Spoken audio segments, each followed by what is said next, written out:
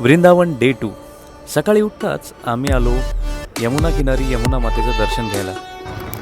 जय श्री कृष्ण. बोलो बाके बिहारी लाल की जय. तर हे आहे राधा दामोदर मंदिर. यामध्ये आपल्याला चंदनाचं तिलक केलेलं समोर जे दिसतंय ते आहे श्रीकृष्णाच्या डाव्या पायांचा ठसा. ही आहे मीराबाई कुटिया. असं म्हटलं जातं की मीराबाईंनी इथे 14 वर्ष वास्तव्य केलं होतं.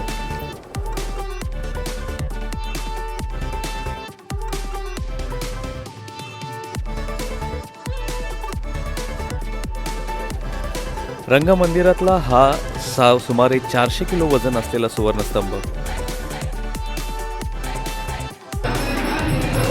आणि राधारमण मंदिरातलं अतिशय विलोभनीय असं हे राधा राणीचं रूप.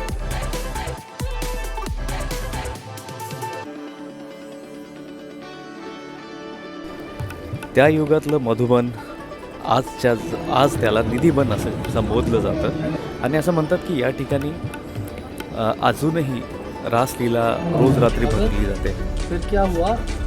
ज्यानंतर आम्ही प्रस्थान केलं राधेचं जन्मस्थान म्हणजेच बरसाना या ठिकाणी.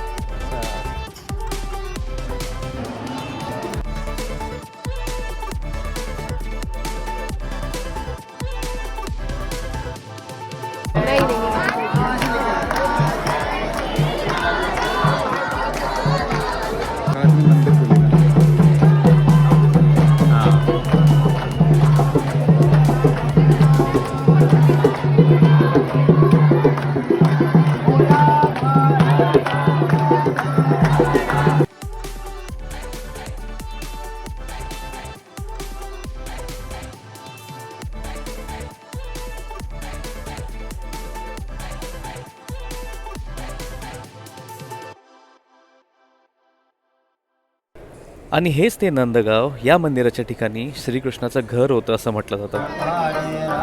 आणि हो, वृंदावनमधून पाय निघत नाही हे मात्र तेवढंच खरं.